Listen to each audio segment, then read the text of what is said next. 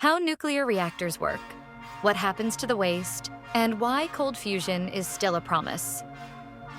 When people hear nuclear energy, they usually think of explosions, disasters, or glowing green waste.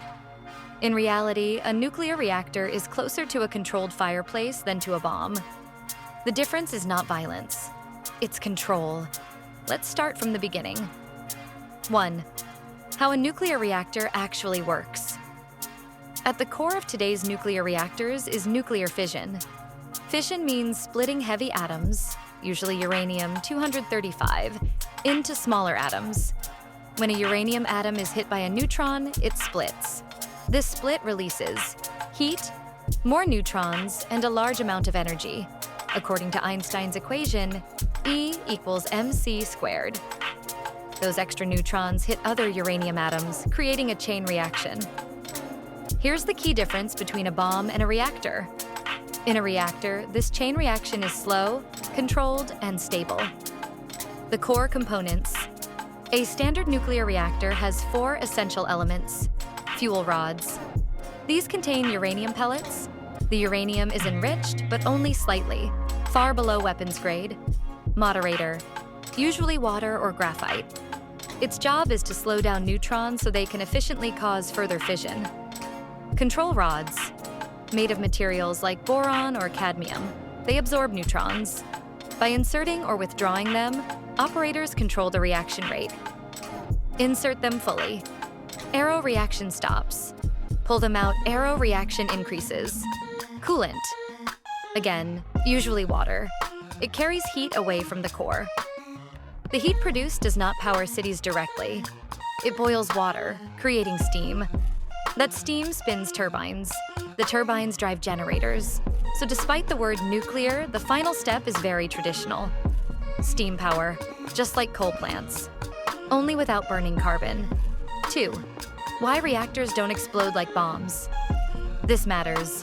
A nuclear bomb requires extremely high enrichment, precise geometry, and instantaneous reaction. A power reactor has low enrichment, dispersed fuel, constant cooling, and multiple fail-safes.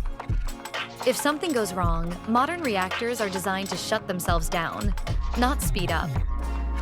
Accidents like Chernobyl or Fukushima were not normal nuclear behavior.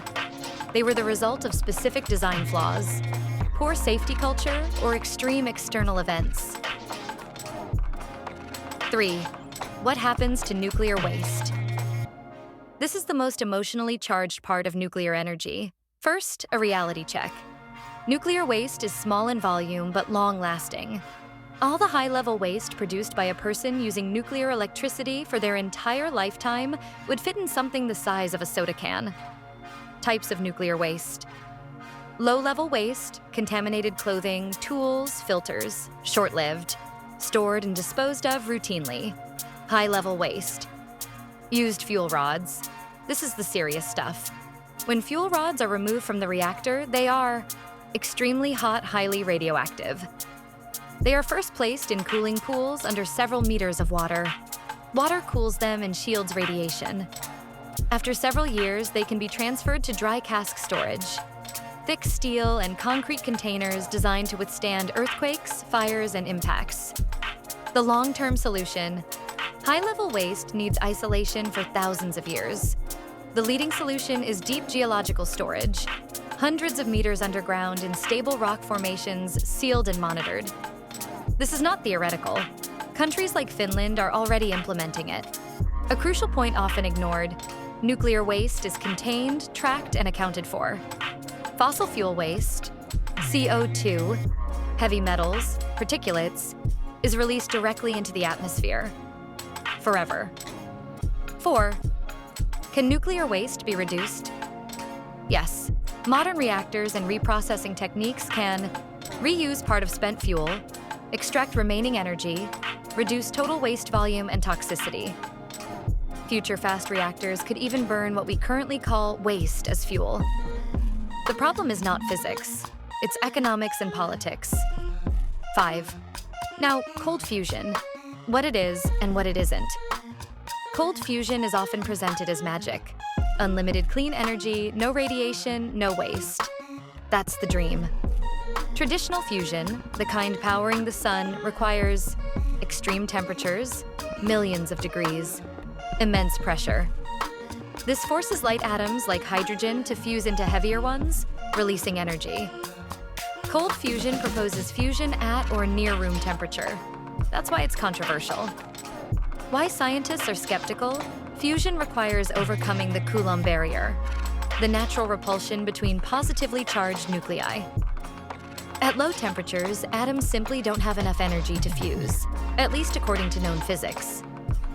Experiments claiming cold fusion have historically suffered from lack of reproducibility, measurement errors, unexplained heat without clear nuclear signatures. So far, no cold fusion experiment has been reliably replicated under controlled conditions. 6. Why cold fusion research hasn't completely died? Because energy anomalies keep appearing.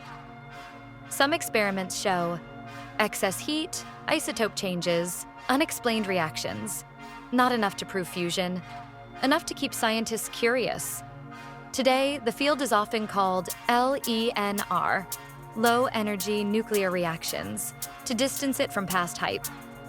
If cold fusion were real and controllable, it would eliminate meltdown risks, produce minimal waste, revolutionize energy overnight. But honesty matters. We are not there. 7. The bottom line. Nuclear fission is proven scalable, low carbon, and already working.